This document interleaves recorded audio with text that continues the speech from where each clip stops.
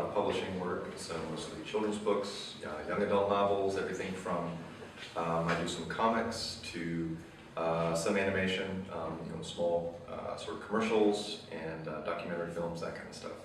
It's not useful when I'm talking to students or things, because I feel like I've had a really unusual experience with comics in that I've been able to write most of them.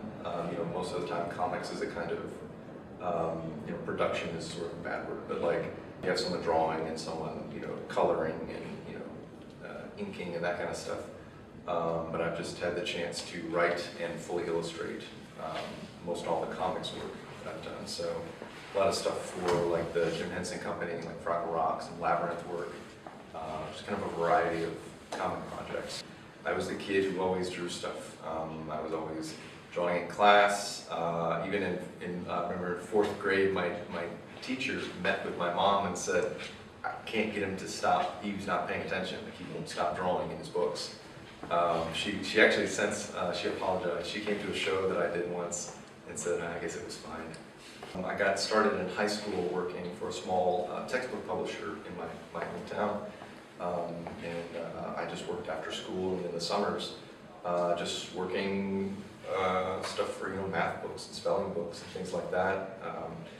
Kind of got a lot of experience doing, working with authors and just having deadlines and working. And kind of from there, some friends formed a small illustration studio, and I feel like I was given a huge opportunity to start there, and kind of from there began building a body of work and trying to attract clients and trying to make a living at this thing. So at this textbook publisher, they had sort of a library that you could go and like look at all these different books and that kind of stuff.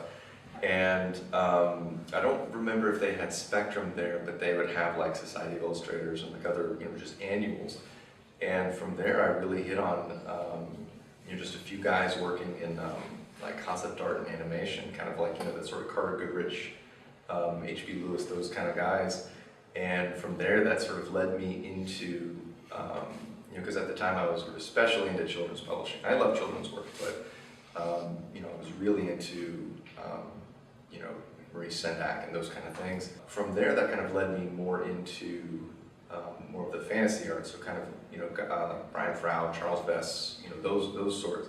I at some point discovered Spectrum. I don't even remember. I'm sure it was a friend of mine just had a copy of the book, and I loved it. I kind of felt like I had found a home in some ways, like in in other ways, certain other annuals. My work may fit, it may not fit, but Spectrum, I kind of feel like I had found like my people. I understand them. I feel like it can work. So the day I got the email of John asking if I'd like to do it, I actually turned in a huge project. Just already that day, I just turned in a big project. So I was kind of like, I was exhausted, and my wife and I were like, let's get pizza. It's going to be a great night. And so I went and got pizza, and then honestly, I get home, get the pizza. I was like, oh, check the email, and I'm like, oh my goodness, like John's invited me to be a judge at Spectrum, and we were like, hooray! Now we have pizza to celebrate this as well. It was just. I couldn't believe it. I was very, very excited, very, very honored, and it's just been. I've been looking forward to it. You've got just tables and tables and tables, prints all over, and each one has for all the physical entries. There's a little cup, and you get your color of beans, and you just put a bean in the cup, and that's a vote. And it takes a majority to get in the book. We've also got paper clips, and paper clips are how we pick for gold and silver nominees. The cup, keeps it anonymous, and then we try to kind of give each other a little distance, so it's not, everybody's kind of looking at the same one. I'm going to all vote for this one. Hopefully the way it works is that we give each other space, and so you can kind of do it anonymously. The digital entries, we're all sitting in a room, and we all just have a bunch of computers, and we're sitting there just clicking through and starring, and 1 star is a vote, it's like a bean, and 5 stars is a paperclip, and that's the way it works. I love really narrative work, really figure-based, really, I love drawing.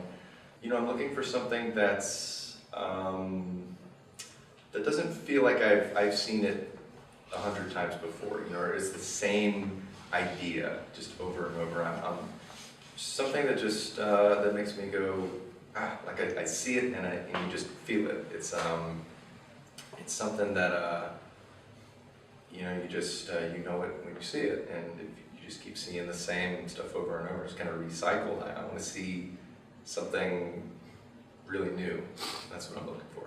That's why I'm drawn to this field, to, like, you know, fantasy art, imaginative realism, whatever you want to call it. Like, I feel like it's a field that that prizes strong drawing, draftsmanship, you know, imagination, creativity, storytelling, narrative work.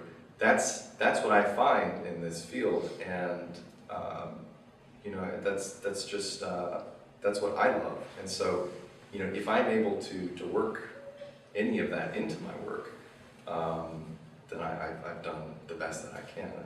But what I want to give people is kind of an imaginative springboard. I want them to be able to see something that I've done, and it gives them an idea. It makes them think of something new that they want to do, or have, you know, it sparks something. Because that's the work, when I see something and it makes me go, oh, like I want to get to work now. Like I've got, that gives me something. And that's what I hope to give people, is just a spark, just something to make them think and come up with, you know, something of their own. Ultimately, it's drawing. It's you know, I would see things and you know, and you felt like, you know, this person's got a handle on, like their color is nice, it's appealing, you know, I get something out of it, but the drawing is weak, and, you know, no amount of paint can hide a bad drawing, and, you know, as they say, and, you know, really it's a matter of just strong drawing, but then that extra thing, that extra sort of intangible magic, you know, story moment, something that elevates it from just you know, a beautiful academic drawing to something that communicates with you.